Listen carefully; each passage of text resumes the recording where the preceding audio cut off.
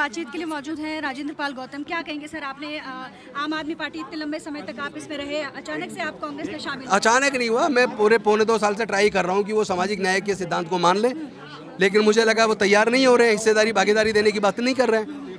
13 सांसद राज्यसभा उन्होंने अब तक बनाए, लेकिन 13 में एक भी SC ST OBC माइनॉरिटी जो समाज उनको वोट देता है उसको तो उन्होंने कुछ दिया ही नहीं आज तक। एक आदमी इस काबिल नहीं मिला जिसको राज्यसभा भेजना चाहिए।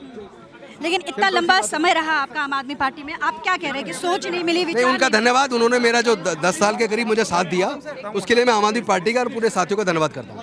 राजधानी दिल्ली की जो सियासत है वो दिन प्रतिदिन गर्म होती जा रही है। जैसे जैसे विधानसभा चुनाव नज़दीक आ रहे हैं वैसे वैसे राजनीतिक गतिविधियां भी तेज हो रही हैं।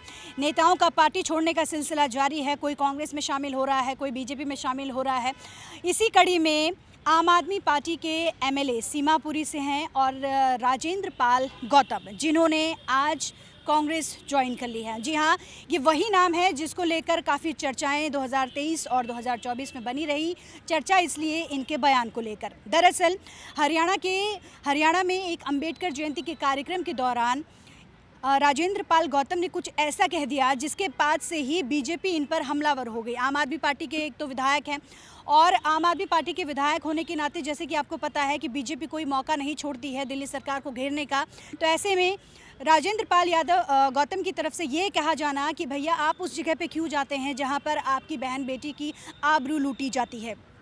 तो साफ तौर पर बीजेपी का ये कहना था कि राजेंद्र पाल हिंदू धर्म का अपमान कर रहे हैं, सनातन धर्म का अपमान कर रहे हैं। तभी से लेकर ये कंट्रोवर्सी चल रही थी और आम आदमी पार्टी के MLA रह चुके हैं और अभी फ़िलहाल वो कांग्रेस में शामिल हो गए हैं। तो ऐसे में एक बड़ा झटका आम आदमी पार्टी को यहाँ पर लगा है, क्योंकि जिस तरीके से आम आदमी पार्टी की स्थिति फ़िलहाल बनी हुई है, क्योंकि मुख्यमंत्री जेल में हैं और जो तमाम जो पार्टी के विधायक हैं, नेता हैं, वो आने वाले चुनाव की तैयारियों में लगे हुए हैं। कई सारे सवाल बीजेपी की तरफ से आम आदमी पार्टी पर खड़े किए जाते हैं। और लेकिन दूसरी तरफ सवाल ये भी उठता है कि जहां दिल्ली में आम आदमी पार्टी के विधायक कांग्रेस में शामिल हुए हैं, तो वहीं हरियाणा में आम आदमी पार्टी और कांग्रेस अलायंस होकर आने वाला जो विधानसभा चुनाव है वो लड़ रहे हैं, क्योंकि आम आदमी पार्टी ने भी अपने जो उम्मीदवार हैं वो मैदान में वो उतारने वाली है, कांग्रेस ने भी अपने जो उम्मीदवार हैं वो मैदान में उतारेगी। हालांकि बीजेपी की पहली लिस्ट यहाँ पर हरियाणा में जारी हो गई है, लेकिन इसी बीच ये एक बड़ा एक्शन आप इसको मान सकते हैं। जिस तरह से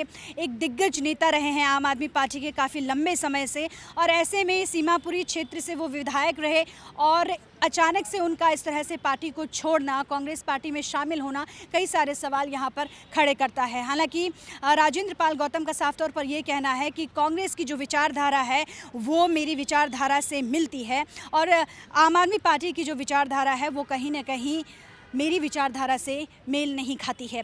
यही वजह है कि विचारधारा ना मिलने की वजह से, जैसे कि उनका कहना है कि कांग्रेस जो है वो दलितों को साथ लेकर चलती है, पिछड़े वर्गों को लेकर साथ चलती है, और इसके साथ ही जिस तरीके से राहुल गांधी ने भारत जोड़ो न्याय यात्रा निकाली, कई सारी बातें उनकी तरफ से कही गई। यही वजह है कि उन्होंने कांग्रेस पार्टी ज्वाइन करने का मन बनाया और आज यानी कि 7 सितंबर को उन्होंने दिल्ली के AICC भवन में, कार्यालय में दिल्ली कांग्रेस अध्यक्ष की मौजूदगी में उन्होंने कांग्रेस पार्टी ज्वाइन की है।